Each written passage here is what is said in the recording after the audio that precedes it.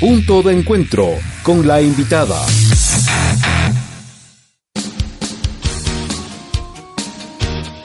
Siete horas 25 minutos prácticamente ya, amigos, amigas de Pichincha Universal 95.3. Estamos en este punto de encuentro, este momento con Pía Figueroa, a quien prácticamente le hemos hecho bajar del avión y ha venido acá. Pía es de nacionalidad chilena, bueno, ya nos va a conversar, pero a las 3 de la mañana aterrizó en Quito, ha dormido unos pocos minutitos y ha venido acá. Así que dice que le tratemos, Luis, con cariño porque ya se duerme. Así es, Luis, sí. Le digo desde ya a los auditores que no respondo por mí misma.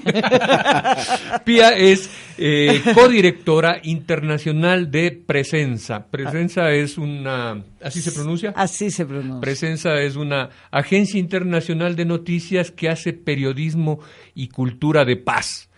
Periodismo y cultura de paz. Ese es el tema de hoy de mañana, querido Washington. Vamos a la guerra, entonces. Vamos, y un concepto fundamental, porque a veces no se quiere entender que el periodismo lo que tiene precisamente que abarcar es esa cultura de paz, fundamentalmente. A ver, sí, comencemos por ahí. La llamamos de paz y no violencia. Correcto.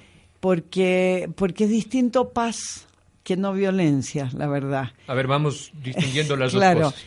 La paz es la convivencia en ausencia de guerra, de confrontación, de conflicto bélico, de conflicto en general. Cosa muy difícil de encontrar hoy en día, menos aún si lo miras internacionalmente, ¿no?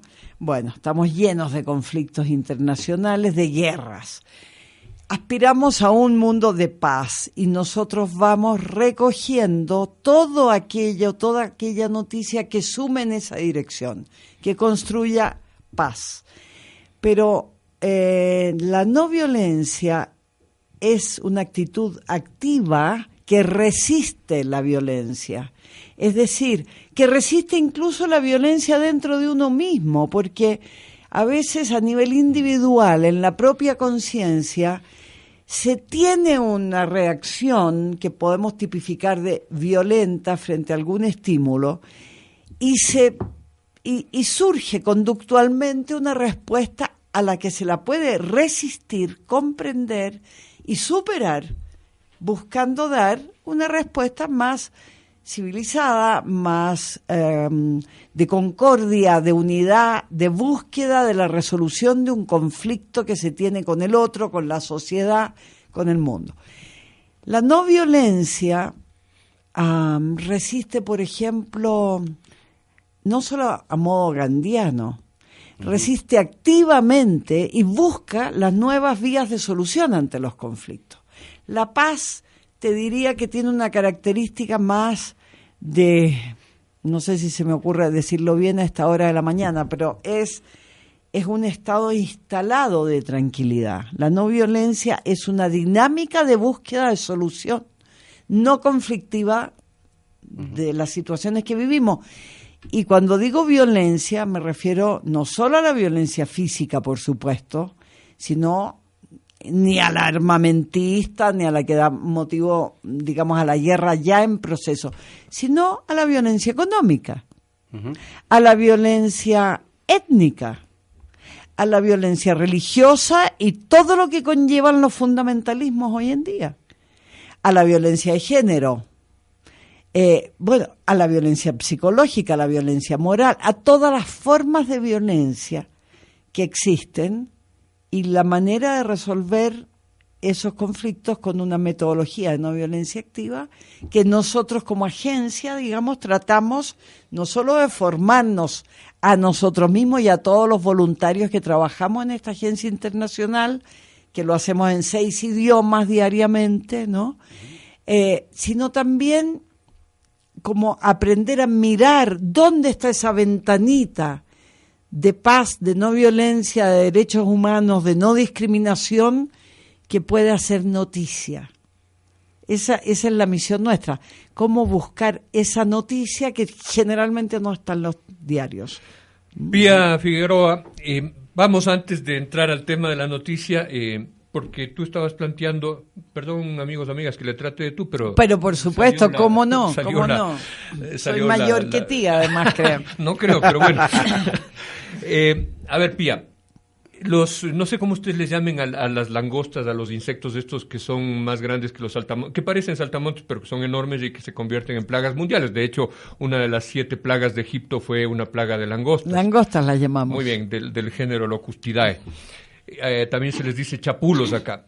Se dice que en la naturaleza de las langostas sucede lo siguiente.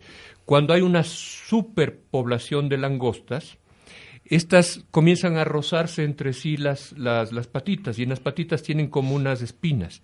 Y esto las enfurece tremendamente, y es entonces cuando se vuelven violentas y arrasan con todo lo que está a su camino. Y se comienzan a reproducir más y arrasan con todo lo que está a su camino. La pregunta viene por ahí. ¿Dirías entonces que las langostas tienen en su naturaleza esta cosa de la violencia metida en su información genética? ¿No podríamos decir eso mismo de la especie humana? Esta pregunta puede ser un poco feíta, pero ¿no podríamos decir eso mismo de la especie humana? Que hay en la naturaleza del ser humano cierta información genética violenta y que no sería como dicen otros, no, la sociedad es una cuestión de secularidad y hay que irla construyendo. Depende qué visión tengas tú de lo que llamas ser humano. No, pregunto nomás. El ser humano para mí y para todos la corriente humanista en la que yo me he formado y pienso las cosas de este modo, el siloísmo, digamos, el ser humano no es, en primer lugar, un animal racional. No es un animal. El ser humano para nosotros forma parte, por supuesto, del planeta en que estamos y de la vida en este planeta, pero se ha ido construyendo y cambiando y dejando los condicionamientos. Piensa tú que no hay ninguna otra especie que jamás se haya acercado al fuego y lo haya domesticado, lo haya utilizado. No hay ninguna otra especie que haya sido capaz en su proceso de domesticar las plantas, los minerales, de hacer las fundiciones de bronce. Y estamos hablando de el alba de nuestra especie, de los orígenes, ¿no? Nosotros, sí, comprendo, las langostas tienen un órgano donde radica su reacción violenta. Dime qué órgano es el nuestro, porque te aseguro que yo no lo tengo. Pero ese afán de competitividad que se ha ido formando por los códigos establecidos en la evolución parte de una sociedad que hemos construido en la que hemos valorado el consumo y el dinero. Pero no puedes decir que sea propio del ser humano. El ser humano ha externalizado un tipo de valores que ha buscado sociabilizar, que no construyen una sociedad no violenta. Pero bien podemos llevar, por ejemplo, adelante experimentos y aspiramos a que sean parte de los valores fundamentales, de fundamento de otra sociedad, como el buen vivir, como el tratar a los demás, como de verdad te gusta que te traten, sin competencia alguna, con solidaridad, con respeto, con afinidad, con empatía, la sociedad de la empatía, digamos. Perfectamente, el buen vivir es justamente, te diría, ustedes son los expertos en ello, claro. Es un modelo de sociedad que da pie para efectos de demostración de que el ser humano no es naturalmente violento, sino al revés, deviene en violento cuando sufre y cuando tiene dolor físico, porque enferma, o sufrimiento mental. Son los indicadores que te dicen acá estamos a punto de tener una reacción violenta. Y vamos a derivar en violencia porque se le está acorralando, porque se le está maltratando, porque estamos llegando a la situación en que esta persona, a no ser que sea capaz de una conciencia distinta, va a dar respuestas violentas. Te pongo el caso de respuestas diferentes de algo que nosotros cubrimos ampliamente. Nuri Peled, por ejemplo, la hemos entrevistado un montón de veces. Una mujer extraordinaria, profesora de filosofía en la Universidad de Jerusalén. Ella estaba un día dando cátedra, como es su trabajo, y vienen a avisarle que ha habido un estallido de una embestida de un ser humano en su jardín, ha explotado una bomba que la llevaba puesta, un atentado, que era un palestino que ha hecho un atentado en el jardín de su casa y ha muerto su hija, su única hija. Y ella reacciona de la siguiente manera: toma inmediatamente el auto con la persona que le ha venido a avisar, que es un policía, le dice, lléveme a mi casa, y mientras viaja, hasta 15 minutos de casa, llega toda la prensa a su casa, o sea que su reacción es filmada. Ella se baja y ve y dice, acá han muerto 2 seres humanos, y no solo uno. O sea, acá no solo mi hija, sino también quien llevaba la bomba. Veamos cómo reconciliamos esta situación. No puede ser que estos pueblos sigan así. Y se ha convertido en un ícono, digamos, de la reconciliación que se busca entre Israel y Palestina. Pero eso te habla de que no siempre la violencia es la respuesta. Nunca es la respuesta correcta, digamos.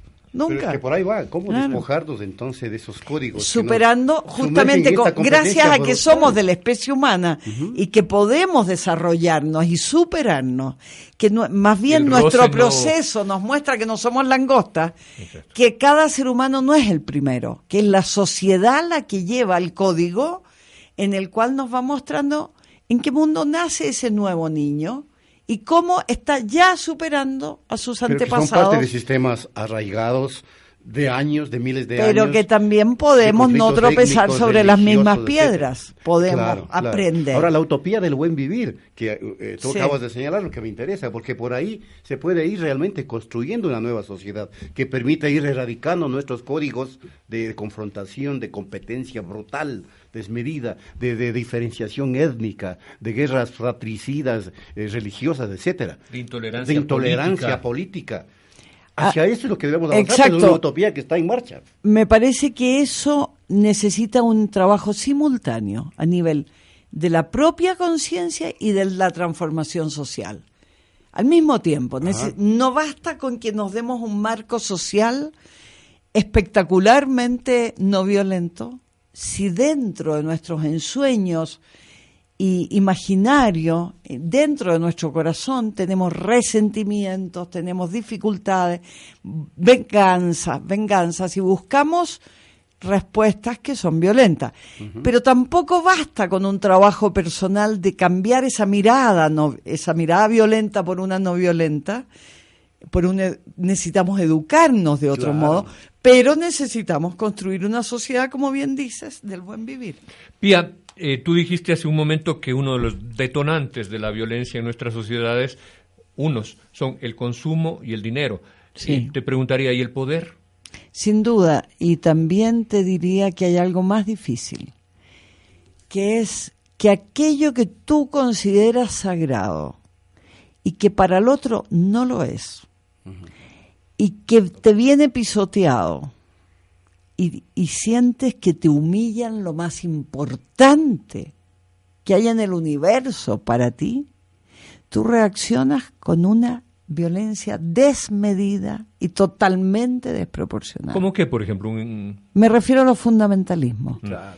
que también son del dinero, ojo. Que son económicos y religiosos. El dinero es tu Dios para gran parte de este mundo, ¿no? Bueno, y el fundamentalismo del mercado también. Exacto. Es económico también. El 1% de la población, el 1% de la población mundial tiene la mayor parte de riqueza del mundo versus el 99%, que se muere de hambre.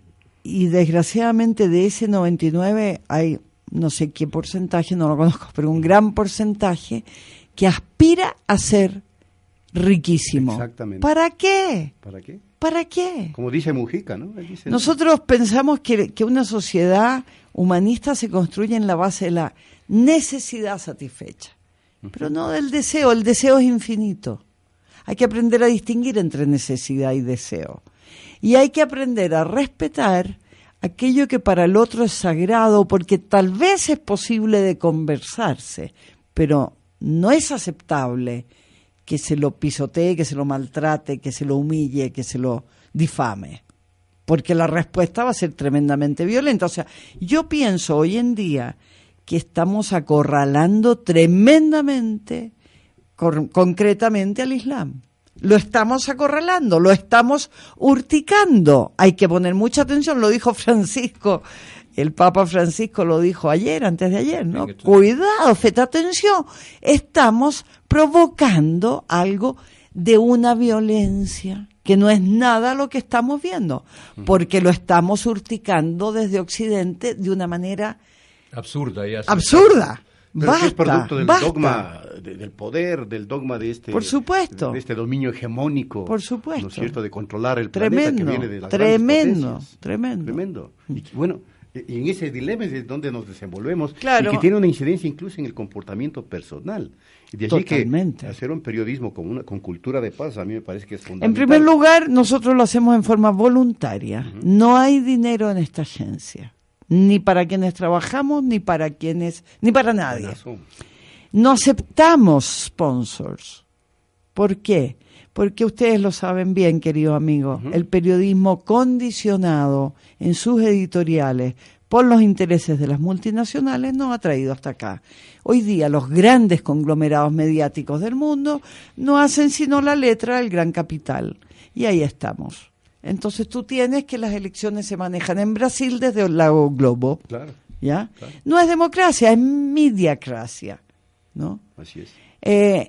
Y desgraciadamente. Entonces, esta agencia surge buscando una agencia de un tamaño que nos permita la libertad. No nos interesa ser la gran agencia, no aspiramos a ser más que nadie. No. Lo que queremos es ser libres, que no nos manipule el capital.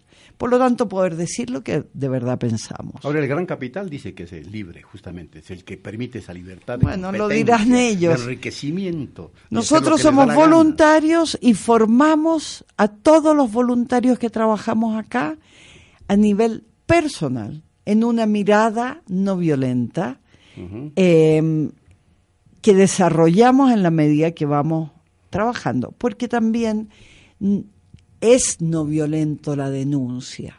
Es una de las armas fundamentales, la creación de conciencia de que algo no está funcionando. Y eso tienes que denunciarlo y hacerlo a tiempo, si no, no se hubieran parado en Latinoamérica los golpes de Estado que UNASUR ha logrado detener, ¿no es cierto? O sea, tienes que denunciar y crear conciencia, pero también tienes que avanzar en levantar, y eso es lo que buscamos hacer, levantar lo que llamamos los efectos de demostración. O sea, si hay algo pequeño, por muy pequeño que sea, que germen de la sociedad futura a la que aspiramos, esa que hablábamos recién, del buen vivir, nosotros la llamamos la nación humana universal, bien, si hay algún gesto pequeño que lo anticipa, démosle fuerza, espacio en los medios para generar el efecto de demostración, es decir, que inspire a otros. Que digan, bueno, ¿y nosotros por qué no estamos acá en esta escuelita sin los consejos permanentes de la no violencia que en la escuela al lado lo tienen? ¿Y por qué no estamos haciendo dentro de nuestra malla curricular un curso transversal que nos forme en no violencia activa a todos nuestros alumnos, suponte? Cuando allá lo tienen. ¿Cómo lo saben? Porque lo hemos difundido. Pía, ¿cómo enfrentar un periodismo ligado al capital y más aún ligado al poder, que es el periodismo que qué sé yo, representa el 90% del periodismo mundial? Porque lo que ustedes están diciendo es muy hermoso realmente, pero ustedes son una parte, un puntito en una pared. Sí. La pared es el resto. Sí. La pared es el resto. ¿Cómo hacer para que ese periodismo se vuelva otra cosa? Porque a fin de cuentas lo que está generando es una violencia de opresión, obviamente. Mira, yo no sé cómo hacer en general, sé cómo hemos hecho nosotros y qué tratamos de hacer nosotros humildemente. Hemos buscado establecer una red de medios que no te diría hacen lo mismo que nosotros, pero convergen buscando una dirección no violenta en los acontecimientos, ¿no? Convergemos. Y, por ejemplo, te digo, entre los medios aliados con que nos hemos aliado. Acá en Ecuador nos hemos aliado con ALER, por ejemplo. ALER no será, tal vez, el mismo tipo de agencia que nosotros, ni pretende, ni nosotros tampoco. Pero en la diversidad que somos, podemos converger. Y muchas de las noticias que ellos relevan, nosotros las multiplicamos, o muchas de las noticias que nosotros relevamos, ellos las retransmiten. Y somos partners. Y así hemos establecido una red hasta ahora de 140 partners mundialmente, que somos diversos, cada uno es diverso, pero convergemos buscando establecer esa mirada nueva, abrir un horizonte que anime a este ser humano a caminar hacia una sociedad no violenta. Esa red de partners es tremendamente enriquecedora, nos multiplica a todos, no hace ni el puntito ni la pared, en ningún caso, pero ya va haciendo su pequeña mancha, te digo, ¿eh? Uh-huh. Y crece. Entonces, tal vez pueda, como conglomerado, como socios, como partners, como búsqueda de compañeros en esta dirección, pueda llegar a ayudar a otros medios a tomar ciertas decisiones. No lo vamos a lograr con los medios más grandes, con los conglomerados de hoy, imposible. Tiene que fracasar muchas cosas para cambiar de dirección de vida. Y eso pasa también a nivel individual. ¿Por qué uno toma finalmente la decisión de vivir de otro modo, de ser un humanista? Porque uno fracasa. Porque se da cuenta que ¿para qué va a ganar dinero de ese modo? ¿A costa de cuántos que va a pisotear, a maltratar, a hundir, a explotar? ¿A costa de cuánto sufrimiento humano? Por favor, no me lo den a mí. Ese mundo no lo quiero. Uno fracasa en lo que creía o en lo que fue formado, que creía que era correcto. Bueno, y uno dice, no, lo siento, no cuenten conmigo, yo buscaré mi otro camino. Y ese otro camino es necesariamente, cuesta hacérselo, es a la intemperie. Nosotros hemos caminado largamente por la intemperie y ahí vamos. No nos interesa el poder, a no ser que la sociedad toda se humanice, avancemos hacia esa nación humana universal. Ahí sí, en ese lugar podría ser que conversemos de otro modo. Uh-huh. Y claro, yo creo que un rol fundamental en ese objetivo juegan, Luigi, señores oyentes, las radios públicas, entendidas como tal. No como una hagámonos radio partners, por favor. Claro, por favor. Desde ya les digo. De la vida, pero sería conveniente también que tú nos dieras una visión de lo que ustedes consideran una radio pública.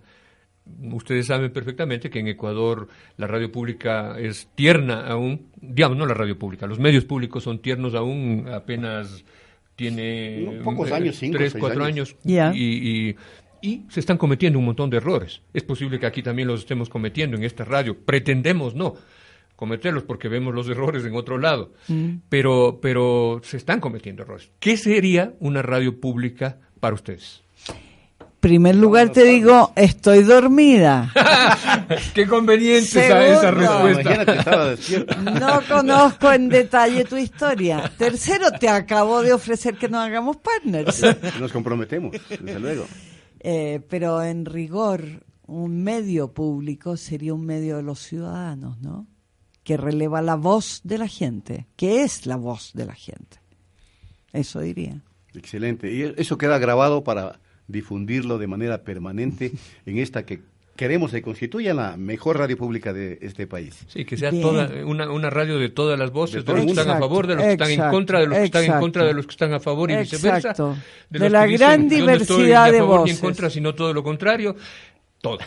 De la gran diversidad de voces. Tremendo trabalengua.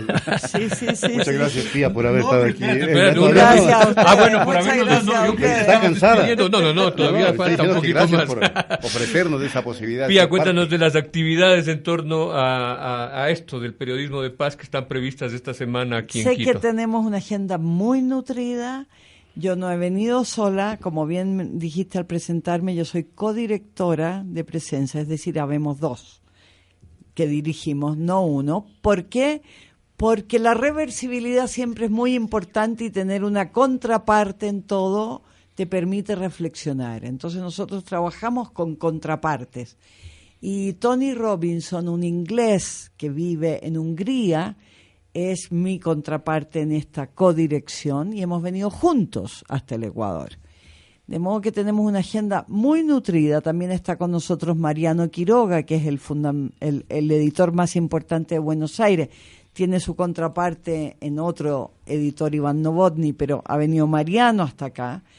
Y tenemos a Nelsi, a Walker, a todo un equipo de voluntarios ecuatorianos. Nelsi es la presidenta de Presenza.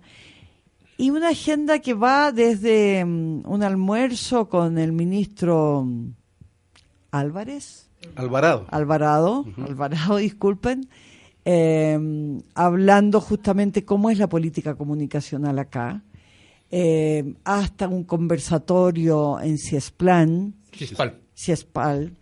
hasta presentaciones en las universidades, varias. Tengo también la presentación de un libro mío, otro de Tony Robinson.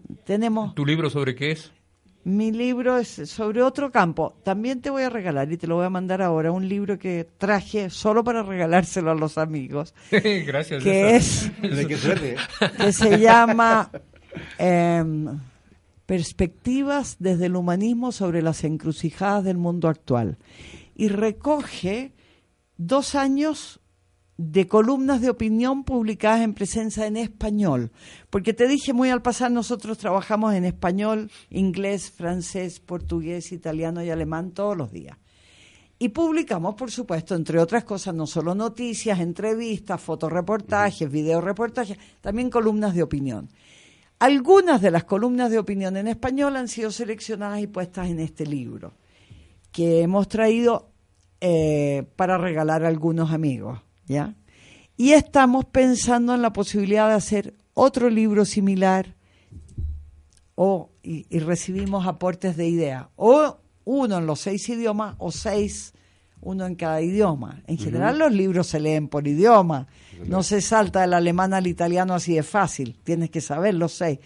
Pero no todas las columnas son interesantes de traducir, porque el autor es otra cosa que el traductor. Nosotros traducimos lo más que podemos y hay una gran red de traductores que trabajamos voluntariamente en Presencia para eso. Pero es finalmente lo que el autor comunica en su lengua madre lo más interesante. Entonces, ese libro recoge las columnas de opinión sobre periodismo de paz y no violencia. Es muy interesante. Bueno, y tenemos una agenda nutridísima. También tenemos la inauguración de un curso. Walker sabe mejor que yo, pero yo me he preparado mi parte que explica la mirada no violenta. Cómo se puede desarrollar en uno una mirada no violenta que de todos los objetos interior, de todo lo que hay en esta habitación, selecciona lo más interesante, lo que aporta más a la no violencia y abre futuro. Muy bien. Ahora hablemos de 2 temitas cortitos internacionales, ya que ustedes son una agencia internacional. ¿Cómo ven las elecciones próximas de este domingo en Uruguay y en Brasil?